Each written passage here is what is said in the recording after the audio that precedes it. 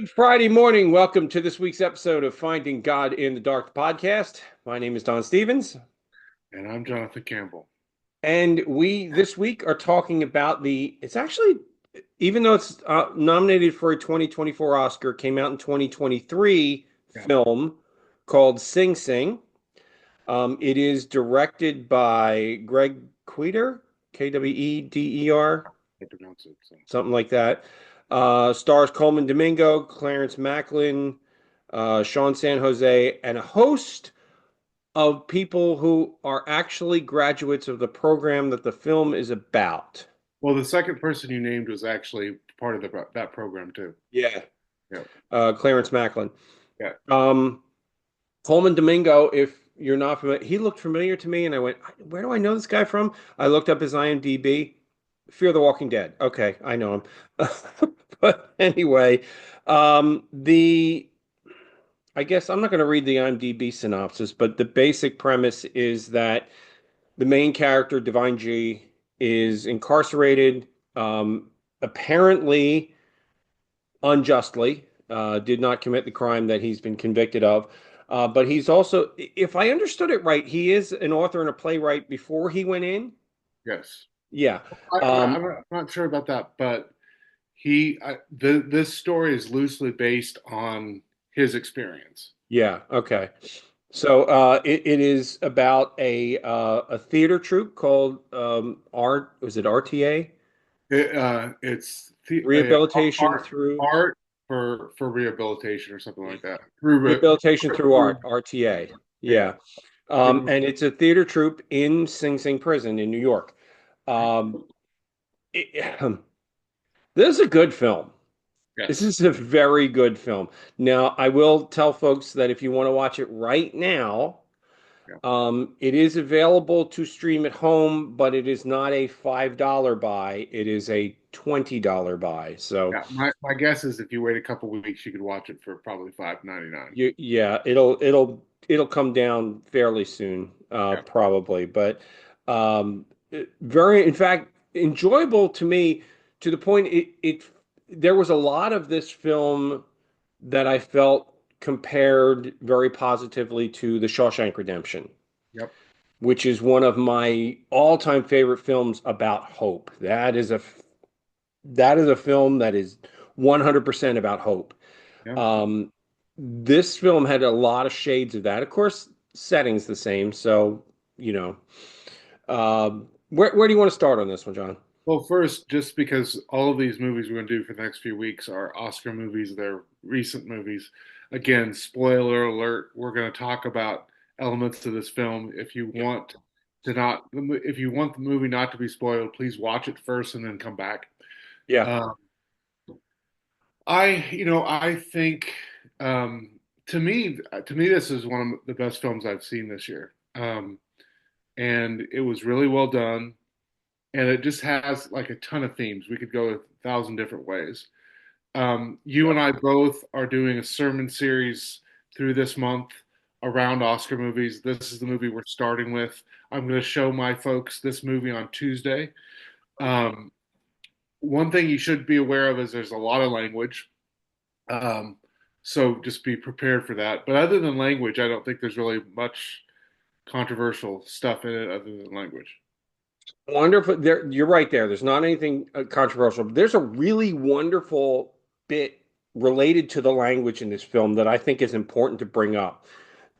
In that there is excuse me, the cast obviously is a lot of black men, Yeah. African American men, and the term that gets used in these type of films when they refer to each other is not a word I want to use, not a word that I think is appropriate to use really in any situation.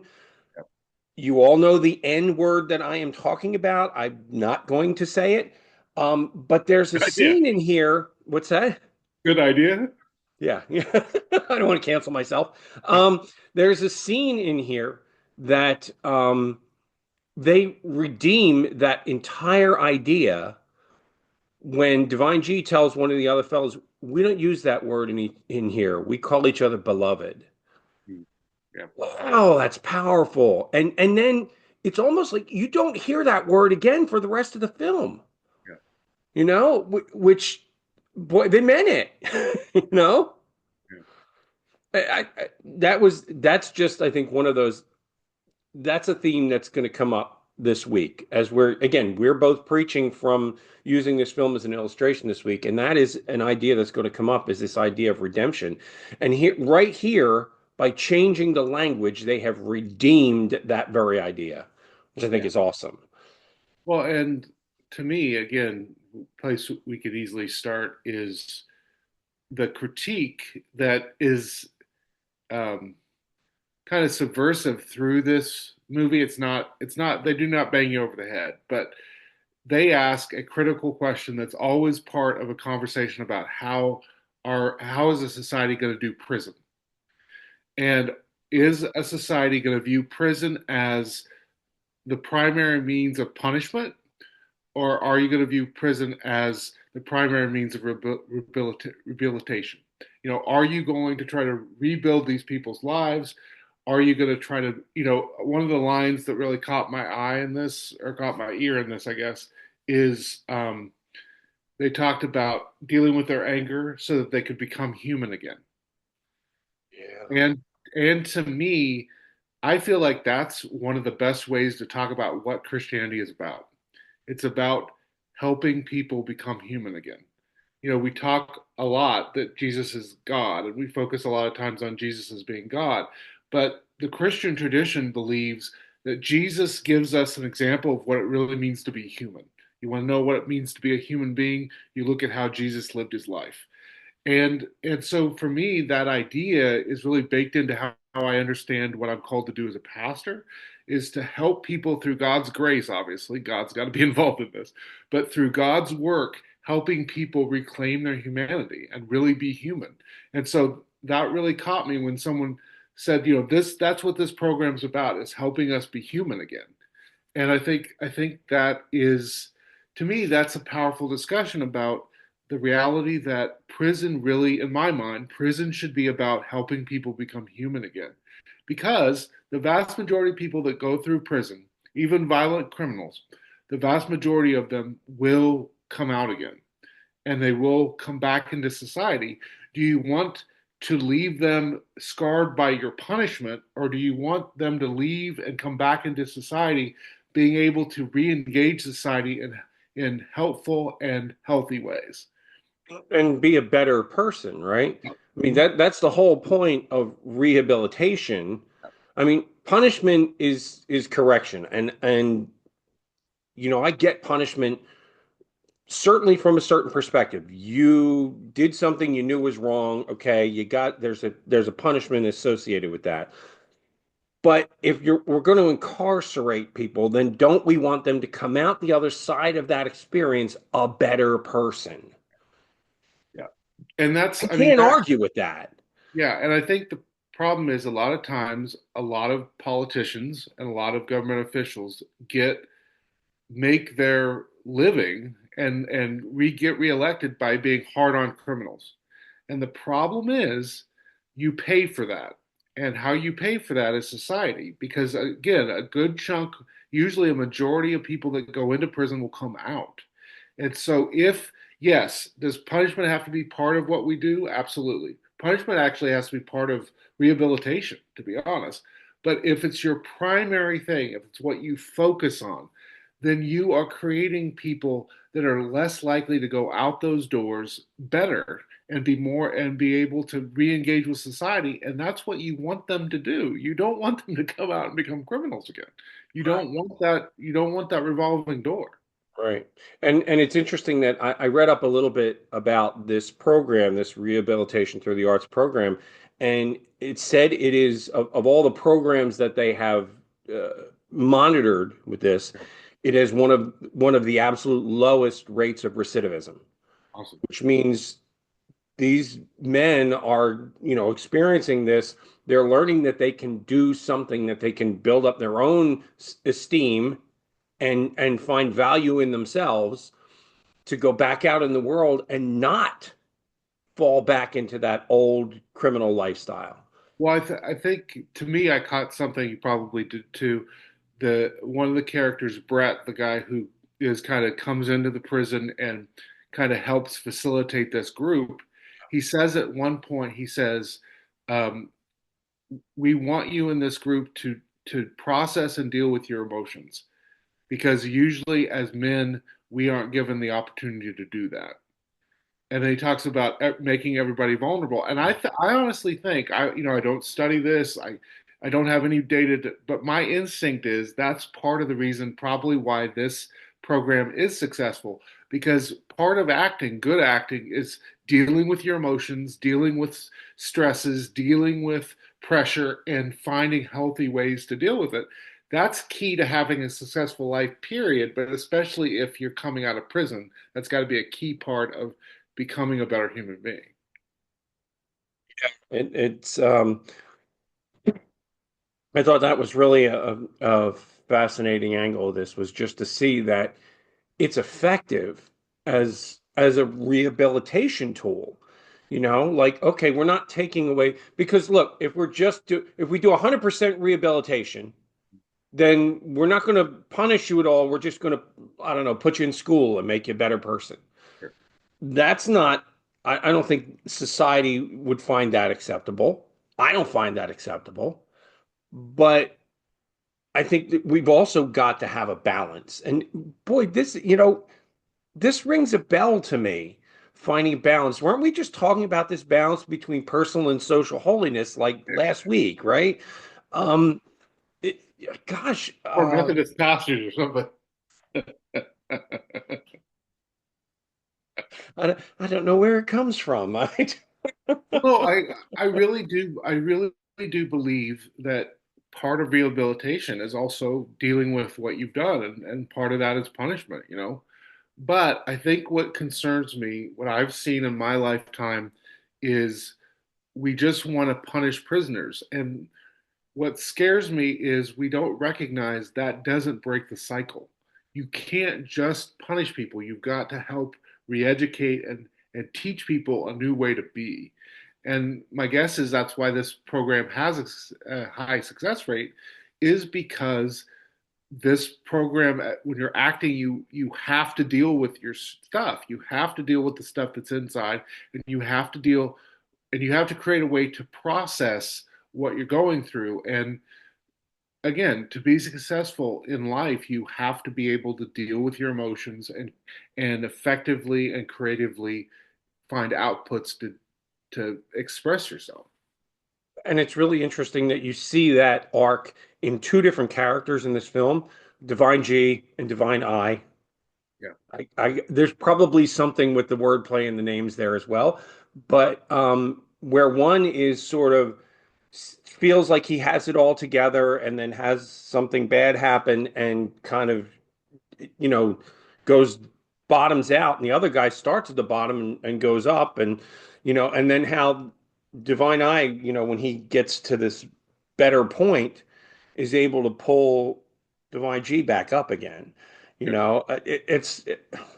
Well, again, Yeah. it's this idea about beloved community. It's the idea of you get I think you get this interesting interplay about what community can be both harmfully and helpful ways, right? Yeah. So you get parts of these stories and you can kind of feel them out too, even the parts that aren't in the movie. You get this sense that a lot of people are in prison because of the community around them, right? They fell into the bad with a bad crowd. They had gangsters around them. Divine Eye talks about his son and how his crew was going to take care of his son, but what ultimately happened was his son just fell into their gang and he ended up in prison. And so you get this sense of how negative community can be. Community pressure can shape us in really negative ways, but then you also get a beautiful glimpse, I think, of the beloved community in this theater troupe. You get this idea of how beneficial a grounded, loving, uh, connection filled community can be, that a community can really be a part of and is a part of salvation and healing and wholeness. And that's what I would argue, that's what the church is supposed to be. We're supposed to be a beloved community that surrounds people and helps the Spirit make them better. Yeah, I pulled a couple of quotes from articles. One of them speaks right to that, what you're just saying. It says Sing Sing is about the struggle of men to see themselves as truly beloved after a lifetime of conditioning by systems outside of their control that label them as anything but beloved. Yeah. That's yeah, it's powerful. And like I've said any number of times in our discussions, I love a good character arc, and there's a couple of them in this film that are really good. Absolutely. So that's a great thing. There's another thing here, and this is I pulled this. It's another quote, but I pulled it because it is so very Wesleyan Mhm. to me, at least. Yeah.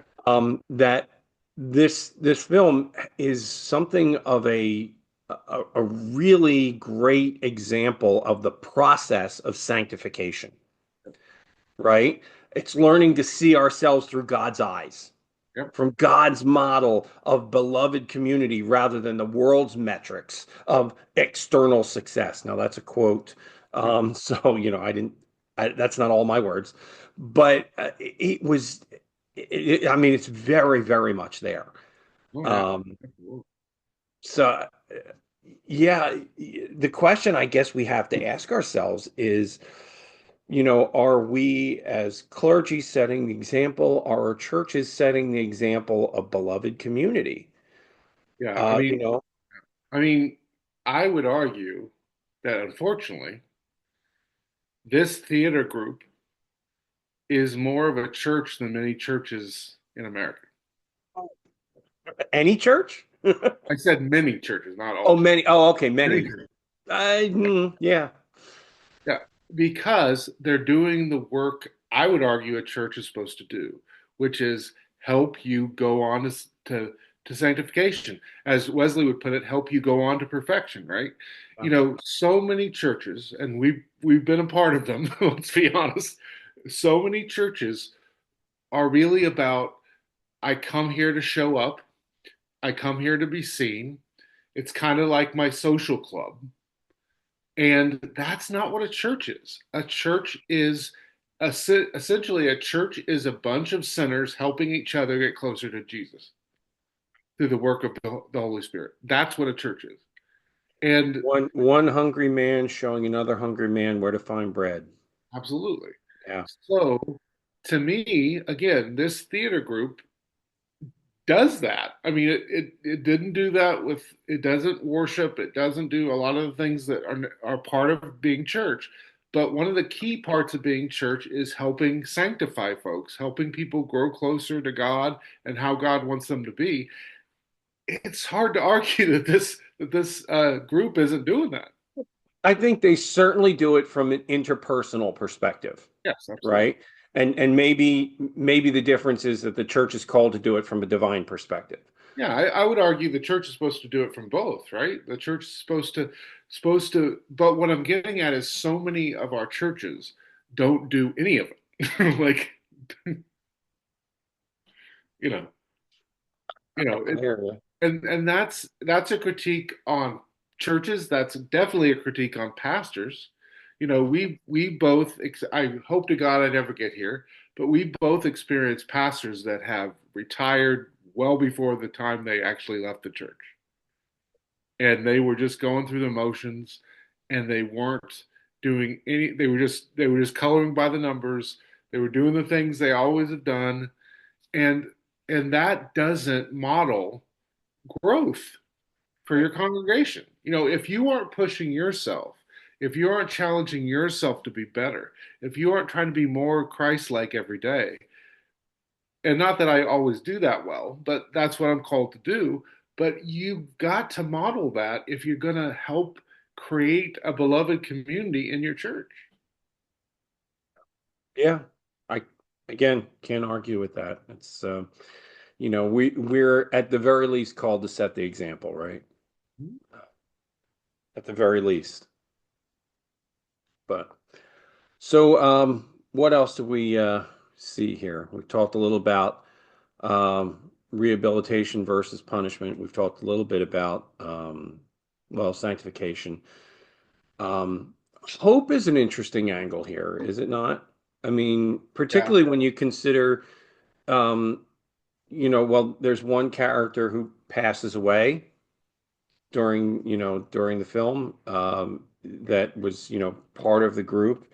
And so like, and there's almost like the scene right before that, it's yeah. almost That this kind of loss of hope scene, right? yes, that to me that was one of the most powerful scenes in the movie of this deep sense from this character Mike, this deep sense of having lost connection.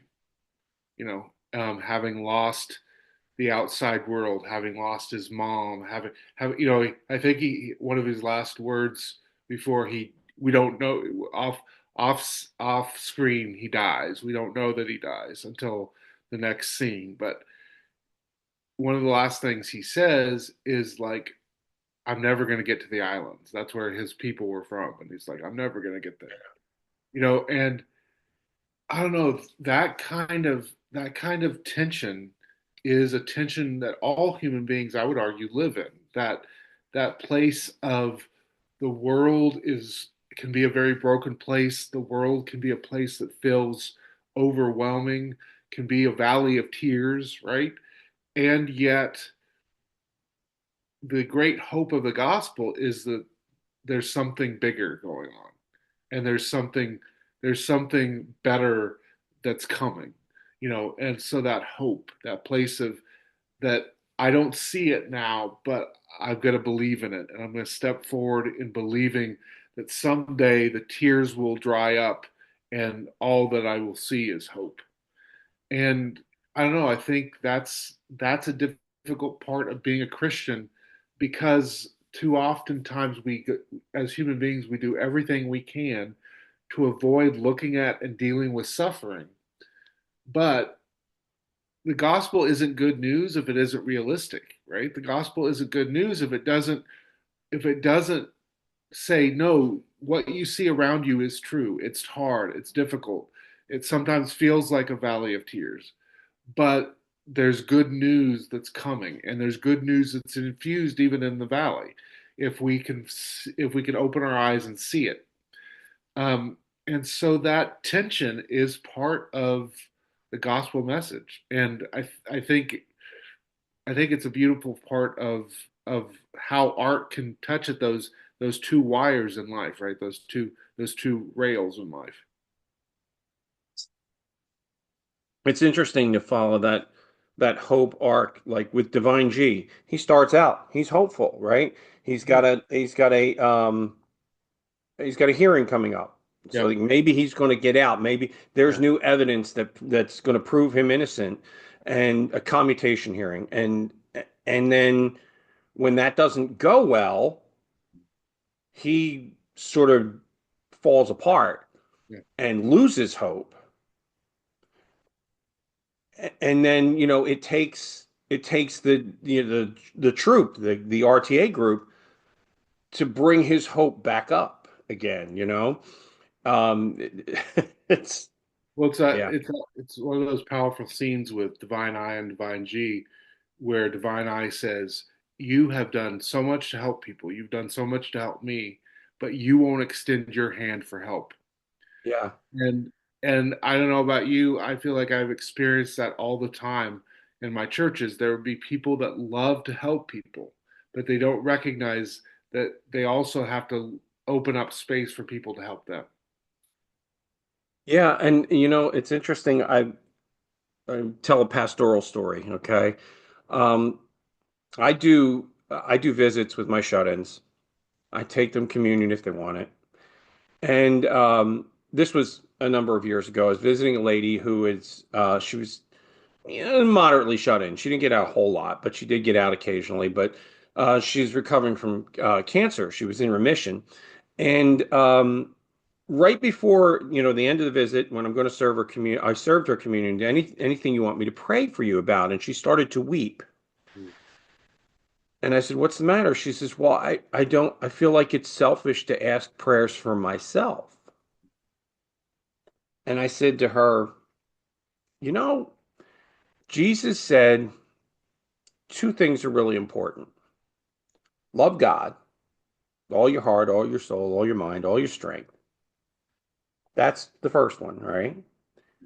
And then love your neighbor as yourself. Well, if you can't love yourself enough to ask for prayers for yourself when you feel like you need it, Yeah. what earthly good are you to anybody else? Yeah. Um, that's what community is about.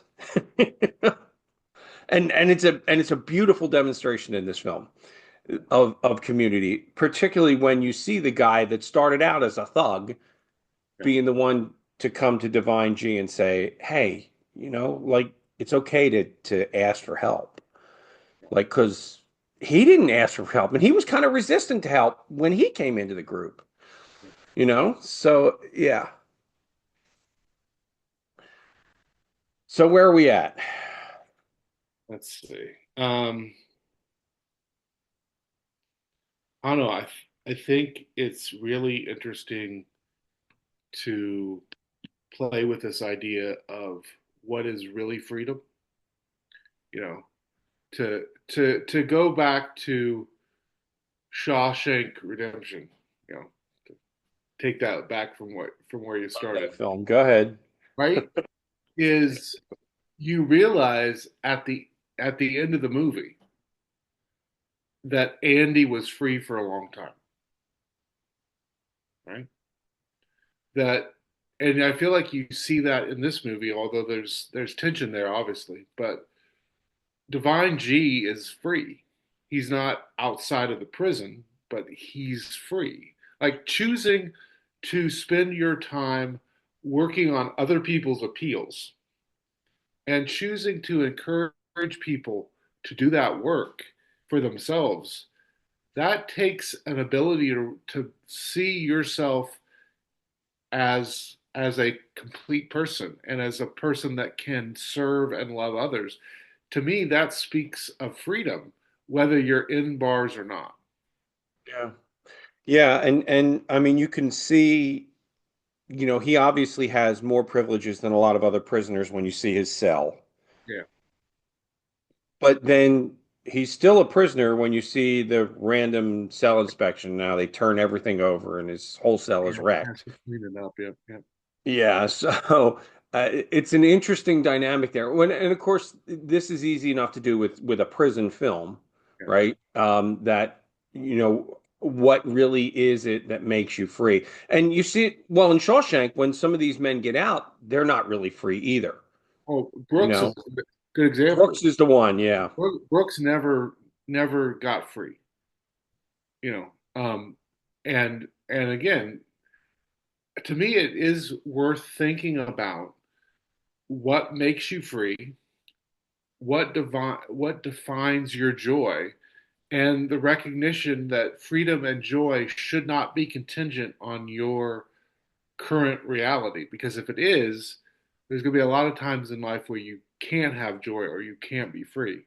So, Yeah. Yeah, a lot more we could dig into here, but because we are not with the bishop this week, we are not on the conference's Zoom. We are limited in our time. So, yeah, but we don't actually, because we've already laid out the next few weeks. So we don't really have to actually pick a film because we have picked a film. yeah, I will say that, as we stated at the beginning, this film will come up again in our sermons this week. yep. Not that we're writing the same sermon, we're just Yeah. because I don't think John, I don't think you and I could possibly write the same sermon. It would be interesting to have us write each other's sermon and have to read Oh goodness, it. would be something, wouldn't it? Um, but our film for next week, if folks are so inclined as to watch it, is nominated for Best Documentary of the Year. It is called Sugarcane, and I believe it's streaming on Disney Plus right now, so you can Disney find it Plus and there. Hulu, yeah, either one. Disney Plus and Hulu.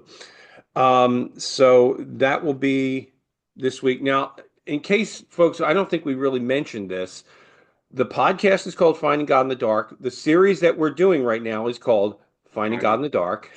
We're really creative. I know we're just like so outside of our own little box, right? Yep.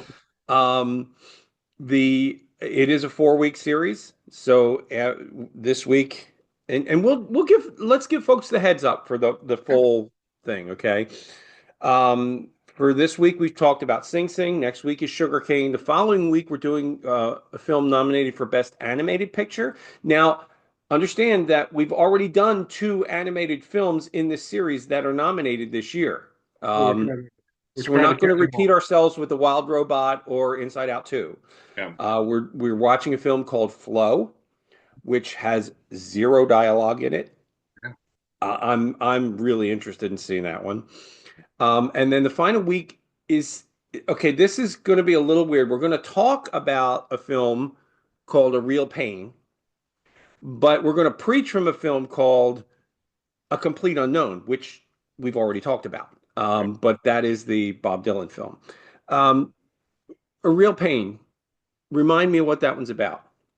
It is about two cousins that their grandmother has passed away, and she has paid for them to go to Poland to experience her life. And so they're going there together, and it's a film about their relationship and their relationship with their grandmother.